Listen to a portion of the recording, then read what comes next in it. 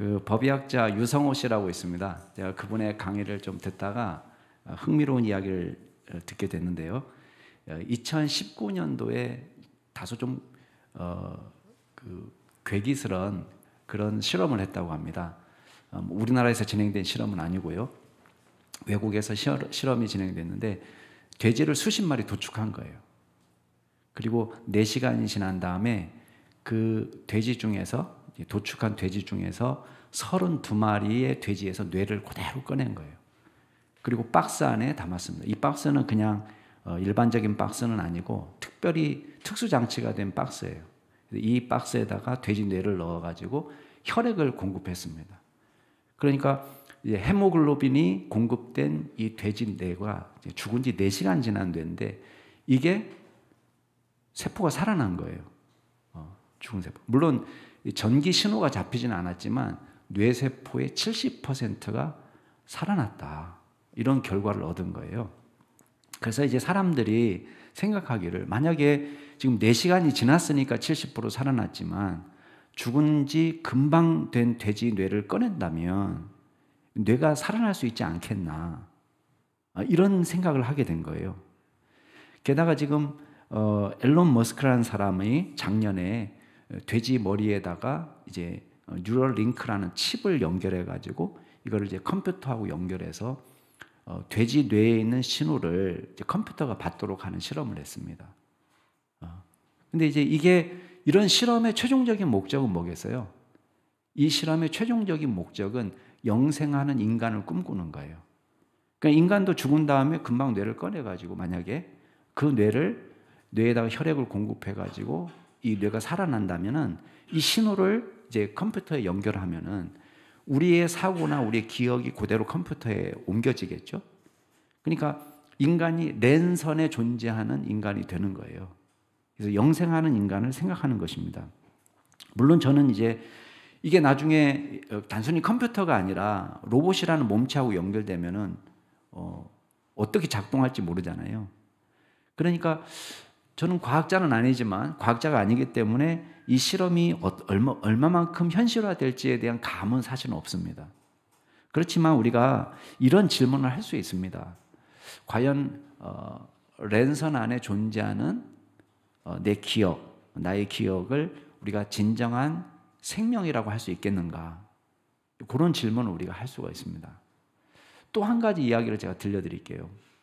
어떤 청년인데 이 청년은 믿음이 좋았습니다. 누가 시키지도 않았는데 북한 선교를 꿈꾸는 형제였습니다. 근데 이 형제가 내가 좋은 신앙의 군사로 훈련받겠다 이렇게 생각하고 하와이 열방대학의 DTS 과정에 참석했어요. 그리고 열심히 훈련을 받았는데 6개월 훈련 기간이 거의 끝나갈 때쯤에 이제 하와이가 해변이 좋으니까 물놀이 하다가 그만 익사한 거예요. 그래서 이제 고향에 있는 식구들이 이 교회 식구들도 다 이 소식을 듣고는 굉장히 비통에 잠기게 된 겁니다.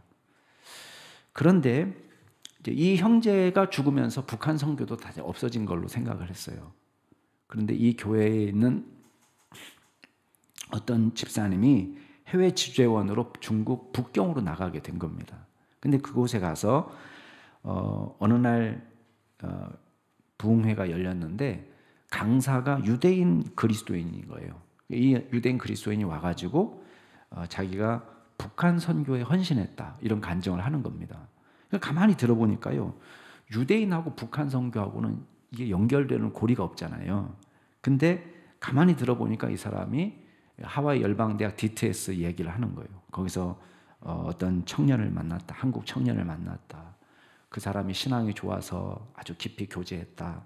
또 그 청년이 너무 자기는 존경스럽고 사랑스러웠는데 안타깝게도 물놀이 갔다가 익사했다.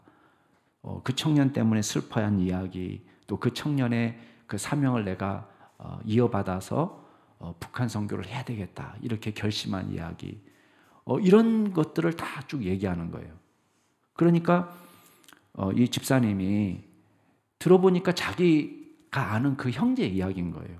완전히 그냥 뭐 너무나 깜짝 놀랄 만한 일이죠.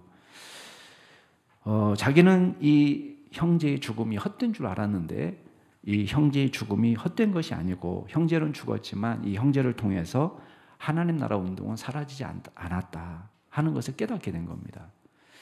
여러분, 이 두 가지 이야기의 공통점은 뭡니까? 돼지의 뇌를 꺼내가지고 실험한 이야기라 이 청년의 죽음의 이야기나 우리가 뭘 이야기하고 있냐면 생명을 이야기하는 거예요. 생명. 근데 한 사람은요, 한 생명은 랜선에 존재하는 영생하는 인간처럼 보이는 것을 우리가 꿈꾸지만 실상은 죽어 있는 것이고요. 이 죽은 청년은 죽은 것처럼 보이지만 이 청년의 수고와 헌신은 여전히 살아서 꿈틀거리고 있단 말이에요. 생명의 진짜 특징은 뭐냐? 생명의 진짜 특징은 재생산에 있습니다. 아무리 하찮은 미생물이라도 살아있다면 번식하는 것입니다. 마찬가지죠.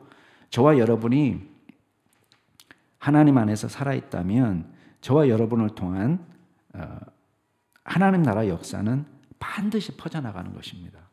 여러분, 오늘 말씀에서 우리가 기억할 게 있습니다. 첫 번째는 진정한 복음은 확장되고 있다는 것입니다. 여러분, 8장 1절 말씀 같이 한번 읽어볼까요? 8장 1절 말씀 우리 같이 한번 읽어보겠습니다. 시작. 그 후에 예수께서 각 성과 마을로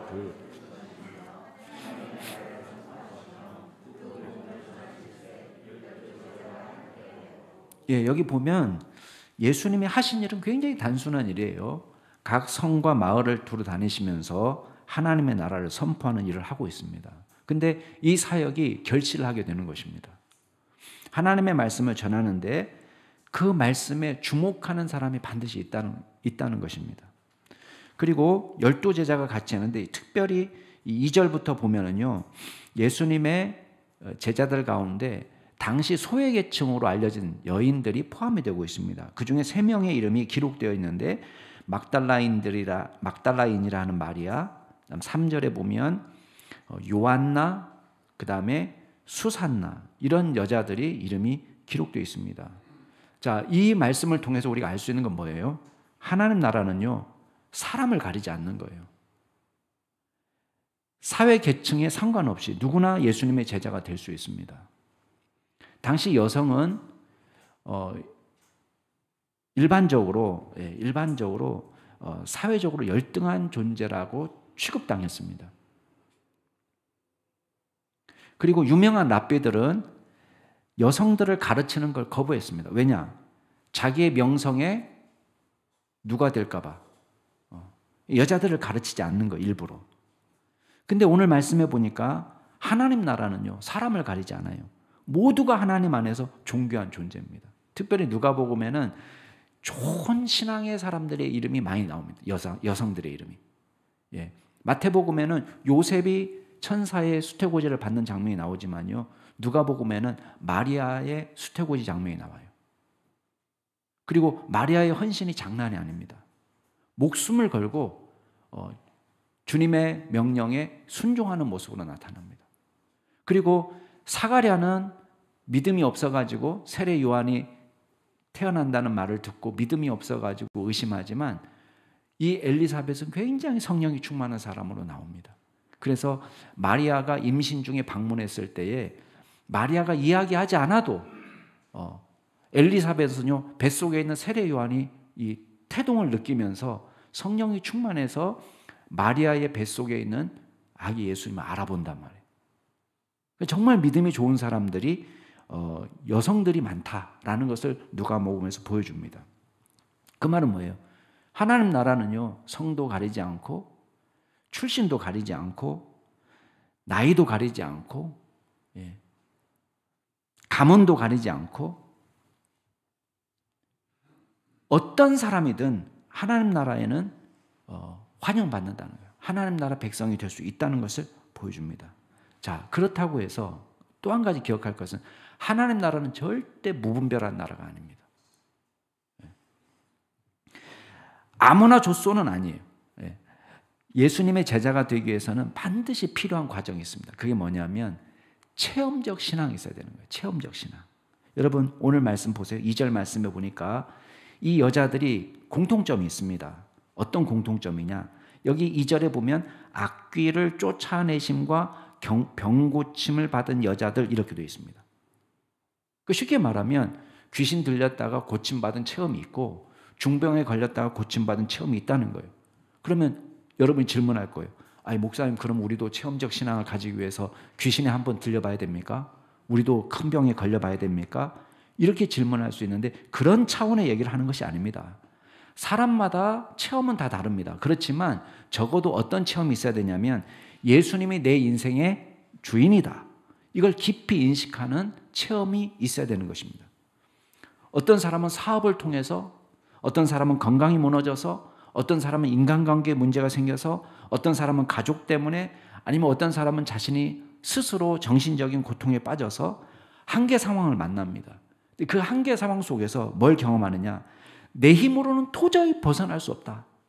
하나님이 없이는 나는 살 수 없다. 주님 없이는 내가 구원받을 수 없다. 죽음의 공포 속에서 허우적거리면서 하나님만이 내 인생의 주인이 되셔야 된다. 이런 한계 상황을 경험해야 돼요. 그리고 그 한계 상황 속에서 예수님을 만난 경험이 있어야 되는 거예요. 이 막달라 마리아는 7 귀신이 들렸다가 노임받은 사람이라고 기록하고 있습니다. 여러분, 7마리, 7개의 귀신이 들어갔다가 고침받았다. 물론 이렇게도 말할 수 있지만요. 7이라는 수는 성경에서 완전수를 의미하잖아요. 그러니까 이 여인이 마귀에게 사로잡혀서 비참할 수 있는 가장 비참한 것을 경험했다라고 보시면 됩니다. 그게 우리는 무엇인지 모르지만 어떤 사람은 막달라 마리아는 창녀였다 이렇게 말하기도 합니다. 그렇지만 우리는 성경이 명시적으로 그걸 언급하지는 않습니다.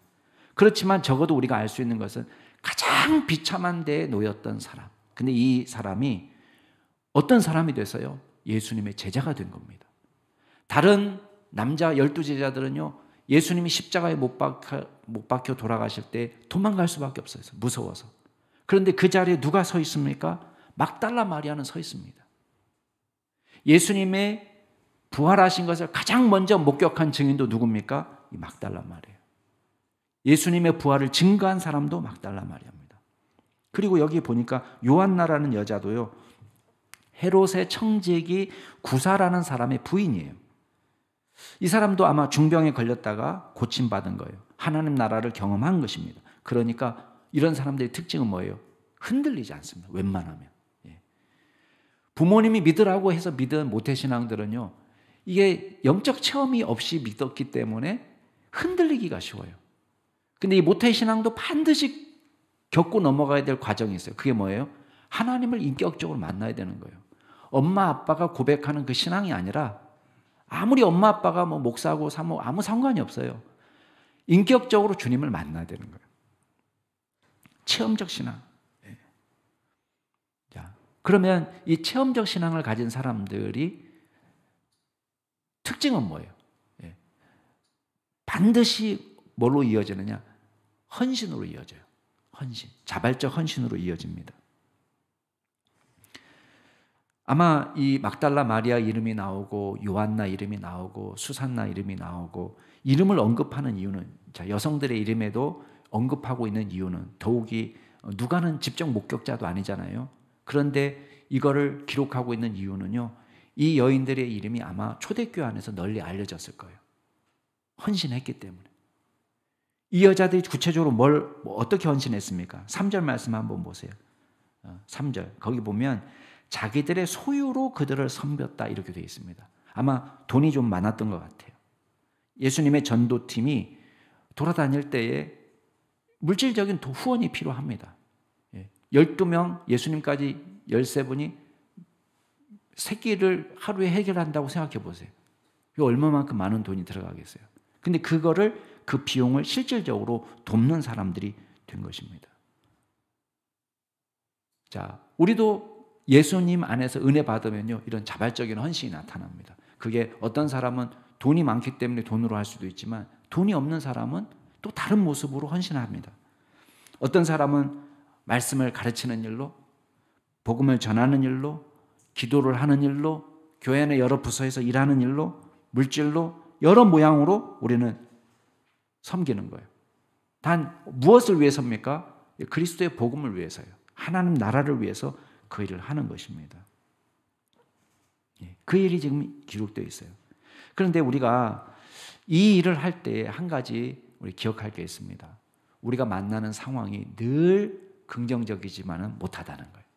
자, 그래서 오늘 이게 비유 말씀이 나옵니다.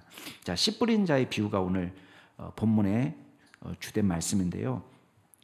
자, 이 비유는 여러분 잘 아시는 비유죠. 제가 그래도 잠깐만 설명해 볼게요. 농부가 씨를 뿌리러 나갔어요. 그래서 씨를 막 뿌렸습니다. 어떤 씨는 길가에 떨어지고, 어떤 씨는 바위 위에 떨어지고, 어떤 씨는 가시덤불 안에 들어가기도 하고, 어떤 씨는 좋은 땅에도 심겨졌다는 거예요. 근데 길가에 떨어진 씨앗은 새들이 와서 금방 먹어버렸어요. 그러니까 싹 틔울 시간도 없어요. 바위 위에 흙이 얇은 곳에 떨어진 씨앗은 금방 싹을 틔웠습니다. 문제는 흙이 너무 얇으니까요. 해가 중천에 떠올라서 그냥 뜨거운 태양빛을 비치니까 뿌리가 깊지 못해서 수분이 없어서 시들어서 말라버려서 열매를 맺지 못했습니다. 가시덤불에 떨어진 씨앗은 싹을 틔우고 자라내려고 하는데 얼마나 가시덤불이 괴롭히는지 제대로 자라날 수가 없는 거예요. 그래서 결국은 열매를 맺지 못하고 끝내버렸어요. 근데 좋은 땅에 씨앗이 뿌려졌는데요. 이 씨앗은 마태복음의 표현대로 하면 30배, 60배, 100배. 마가복음의 표현대로 하면 100배, 60배, 30배. 오늘 누가복음의 표현대로 하면은 100배나 맺었다. 엄청난 결실을 맺었다. 그렇게 지금 이야기하는 거예요. 자, 예수님 왜 이 비유 말씀을 하셨을까요? 사실 많은 사람들이 있는 데서 이 비유 말씀을 했는데 저 얘기가 도대체 누구를 얘기하는 거야? 무슨 얘기야? 대부분 이해를 잘 못했습니다. 그 제자들도 마찬가지예요. 그 비유 말씀을 잘 이해 못하고 여쭤보니까 예수님이 이 비유 말씀을 직접, 자, 저자가 직강하는 거죠. 이 비유 말씀에 대한 해석을 진짜 해주는 거예요. 직접. 예수님의 해석을 그래서 우리는 믿어야 돼요. 왜냐? 예수님이 이 비유를 하신 목적을 담고 있으니까. 근데 왜 비유 말씀을 해주셨는지를 10절 말씀에 이렇게 얘기합니다. 같이 한번 읽어볼까요? 10절 시작.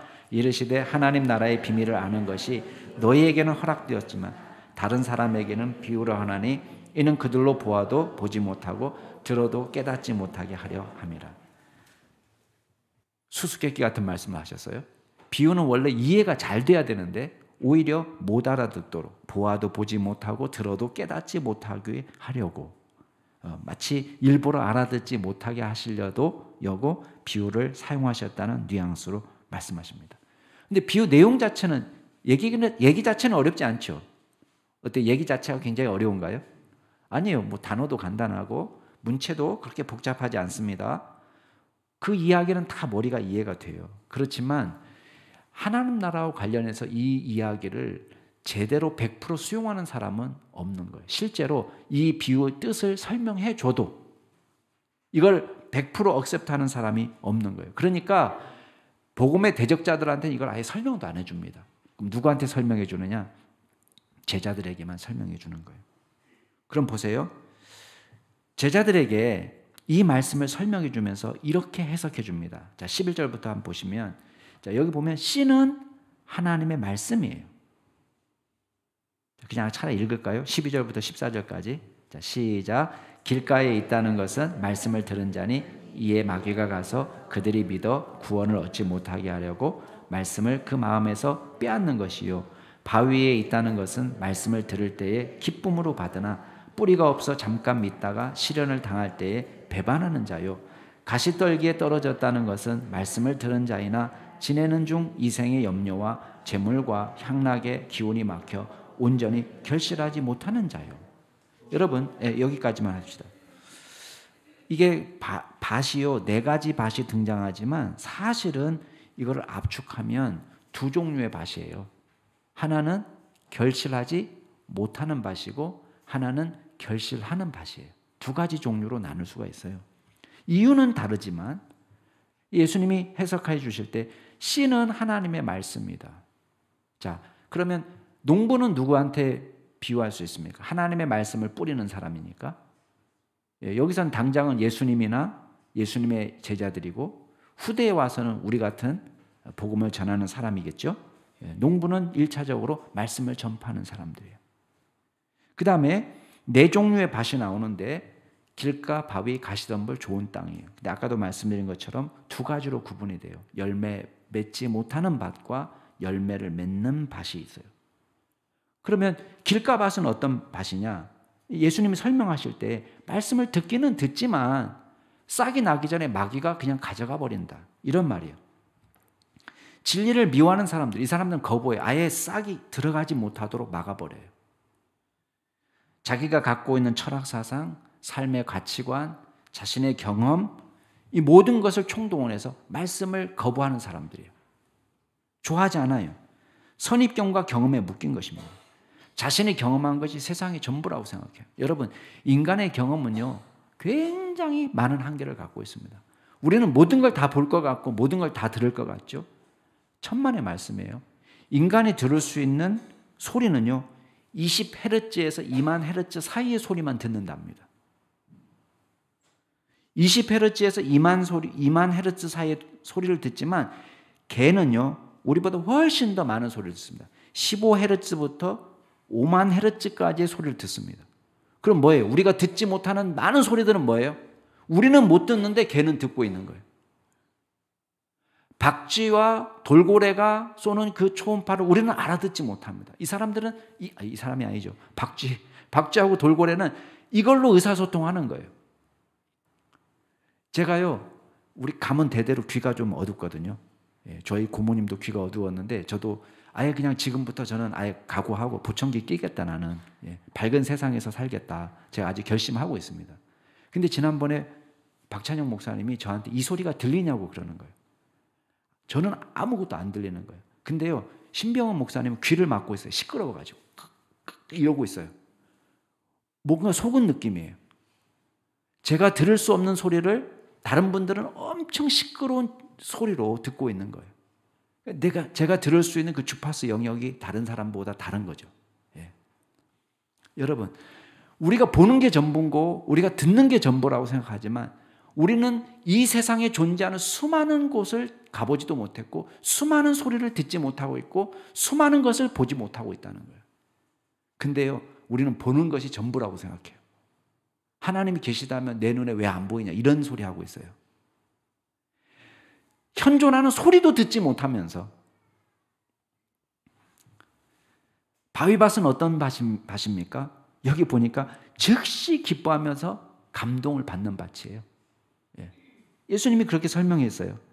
바위밭에 있다는 것은 말씀을 들을 때 기쁨으로 받았지만 뿌리가 없어서 잠깐 믿다가 시련을 당하니까 배반해 버렸다는 거예요. 자, 설교 들을 때 너무 은혜로워요. 재밌어요. 한참 웃었어요. 목사님 농담에도 웃었고, 예수님의 이야기에도, 목사님의 이야기에도 감동을 받고 눈물도 나고, 이렇게 해야지 그랬어요. 문제는 뭐냐? 예수님의 말씀대로 살아보려고 하니까요, 이게 귀찮고 힘들고 어려운 거예요. 헌신하고 수고하려니까 어려운 거예요. 사랑하라. 사랑은요, 수고해야 되는 거예요. 수고하지 않고 사랑할 수 있습니까? 손해가 날 수도 있어요. 내 걸 떼어주는 거니까. 있으면 있는 대로 족족 다 쓰고 싶지 그걸 떼어주고 싶은 사람이 어디 있어요? 근데 그걸 떼어줍니다. 수고하는 거예요. 왜? 사랑하니까. 하나님의 말씀대로 사는 것도 마찬가지입니다. 복음은요, 고난과 환난을 수반하기도 합니다. 내가 십자가를 지고 예수님을 쫓아가야 됩니다. 여러분, 아프지 않은 십자가, 무겁지 않은 십자가가 있나요? 예수님의 십자가가 뭐 손에 이렇게 가볍게 들고 올라가셨나요? 아니에요. 모든 십자가는 다 무겁고 모든 십자가는 아픈 거예요. 이게 싫은 거예요. 예수 믿고 나서 박해도 싫고 수고도 싫고 헌신도 싫고, 근데 뭐는 좋아요? 그냥 복 받는 거 좋아요. 이 생에서도 복 받고 저 생에서도 복 받고 다 복 받는 건 좋아요.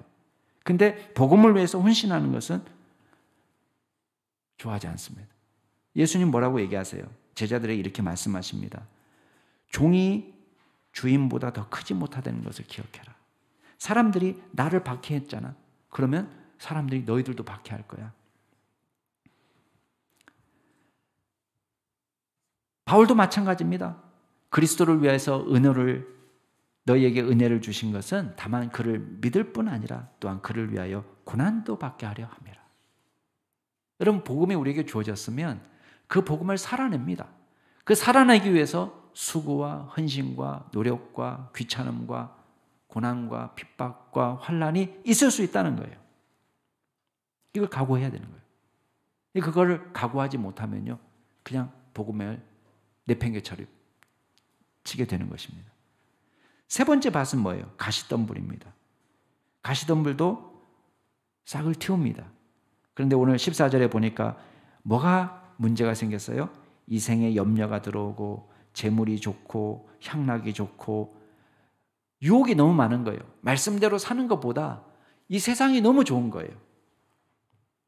어떤 분은 세상 일을 겸려하고 어떤 분은 돈을 사랑하고 어떤 분은 쾌락이 좋고 어떤 분은 탐욕이 있고 정욕이 있고 돈 문제가 걸리면 주일에 예배드리기 힘들어지고 신앙적 결단도 희미해지고 이렇게 되는 것입니다. 자, 길가밭, 바위밭, 가시덤불밭들은 열매를 맺지 못했습니다. 선교적 전망이 별로 밝지 못해요. 여러분이 복음을 전할 때 만나는 밭이 바로 이런 밭이에요. 여러분은 좋은 밭만 만나느냐? 아니에요. 여러분이 복음을 전했는데 그냥 바늘도 들어가지 않을 만큼 한 사람도 만나게 돼요. 어떤 사람은요, 늘 은혜 받는 것 같은데 거기서 거기에요. 계속 그 자리에서 맴돌아요. 한 발자국도 더 전진하지 못해요. 어떤 사람은 복음을 듣고 정말 헌신할 것처럼 하는데 힘들고 어려운 일이 있으면 그냥 그만둬 버려요. 그래서 임기는 1년인데 사역을 맡으면 1년 버티는 법이 없어요. 한 달이나 두 달은 열심히 해요. 석 달째부터는 못해요. 왜? 이거 수고해야 되거든요. 이 밭에 열매가 없는 이유는 무엇입니까? 여러분, 우리가 잘못했습니까? 뿌리는 씨앗이 불량입니까? 예수님의 말씀이 불량입니까? 아니면 우리의 수고가 우리가 게으르거나 불성실했기 때문입니까? 아닙니다. 우리가 열심히 해도 우리는 이런 밭을 만나게 됩니다. 근데 여러분, 반전이 있어요. 반전. 그게 뭐냐면 반드시 저와 여러분은 좋은 밭을 만나게 돼 있다는 거예요. 세상에는 나쁜 밭만 있는 게 아니라 반드시 좋은 밭이 있습니다. 자, 15절 말씀 같이 한번 읽어볼게요. 이제 마지막 말씀이에요. 같이 읽겠습니다. 시작. 좋은 땅에 있다는 것은 착하고 좋은 마음으로 말씀을 듣고 지키어 인내로 결실하는 자니라. 여러분, 우리가 복음을 전할 때 별별 사람을 다 만나요. 어떤 사람은 회의적이고 어떤 사람은 우리를 미워하고 심하게 거부하고 욕하고 어떤 사람은 듣는 듯 하지만 거기서 거기밖에 안 되는, 성경 공부도 하고 1대1도 하고 별걸 다 했는데 거기서 거기 그냥 왔다 갔다 하는 사람들도 만납니다.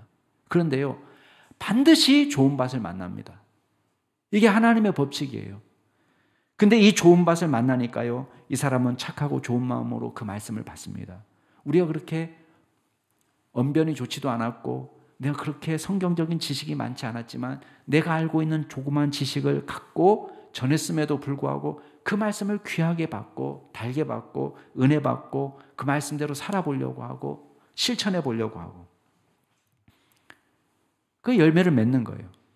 근데 과거 실패가 길가도 실패, 바위도 실패, 가시덤불도 실패, 우리는 실패가 있을 때에 실망합니다. 근데 여러분 보세요. 이 좋은 밭에서 결실하는데 몇 배의 결실을 맺는 거예요? 100배나 맺었다는 거예요. 100배. 100배라는 것은 뭐예요? 지난날의 실패를 다 보상해 주고도 남을 만큼 엄청난 결실을 맺게 되는 것입니다. 이런 분을 만나게 되는 것입니다. 여러분, 이렇기 때문에 우리가 교사도 하고요.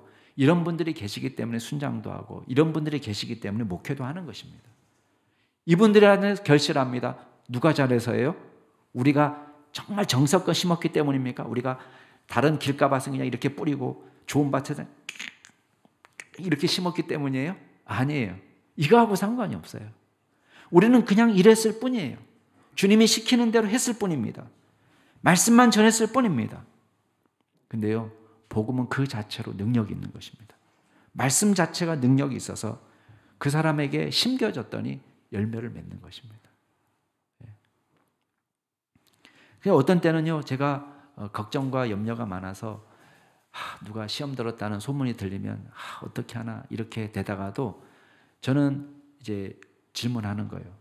저분이 정말 그리스도 안에서 거듭난 영혼인가? 기도하는 분인가? 그러면 걱정 없어요. 왜? 성령님께서 그 안에 역사하시는 거예요. 복음의 능력은 그 자체로 강력한 것이지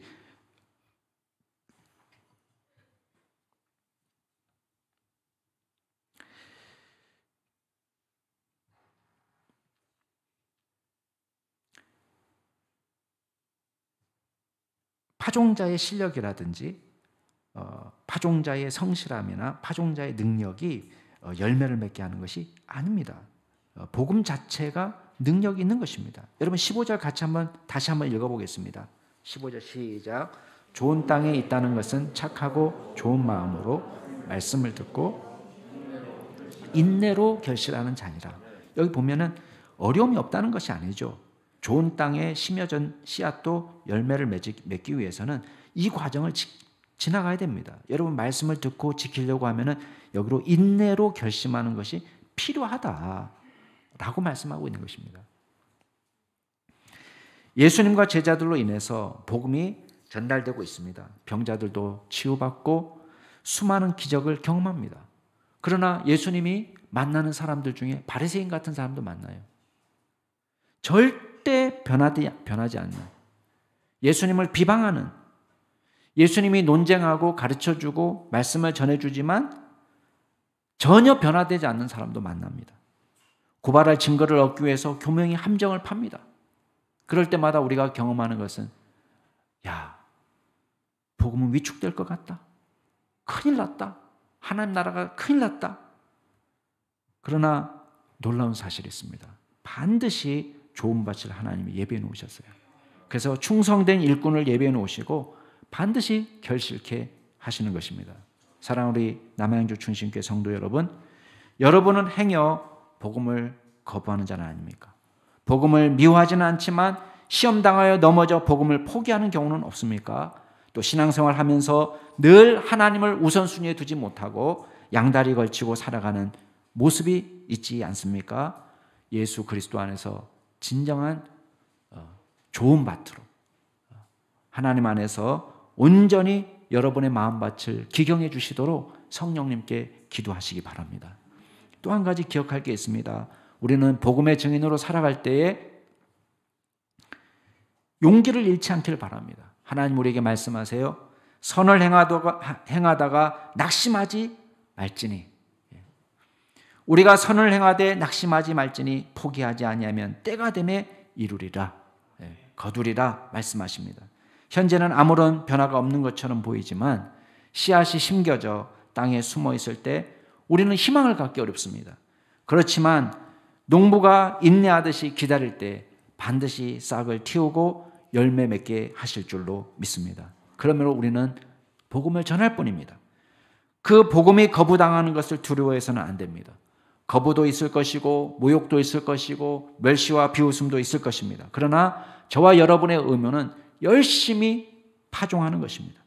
우리들의 사랑하는 가족들, 친구들, 아는 사람들에게 복음을 증거하는 일을 꾸준히 해야 될 줄로 믿습니다. 그럴 때에 저와 여러분을 통해서 좋은 밭을 만나게 하시고 그 좋은 밭을 통해서 결실하게 하실 줄로 믿습니다. 기도하겠습니다. 하나님 아버지, 감사드립니다. 주님의 은혜를 찬양하고 영광 올려드립니다. 우리가 때로는 낙심하고 또 실망스러운 상황을 만날 때도 있지만 주님께서 위로하시고 좋은 밭을 예비하셨다가 30배, 60배, 100배의 결실을 맺게 하시니 감사를 드립니다. 우리가 그 은혜를 늘 기억하고 은혜 가운데 주의 복음을 증거하는 믿음의 종들이 될 수 있도록 도와주시옵소서. 쉬 낙심하지 않고 주께서 공급하시는 은혜를 받아 누리는 믿음의 종들이 다 될 수 있도록 주여 역사하여 주시옵소서. 감사드리며 모든 말씀 예수 그리스도의 이름으로 기도드리옵나이다. 아멘.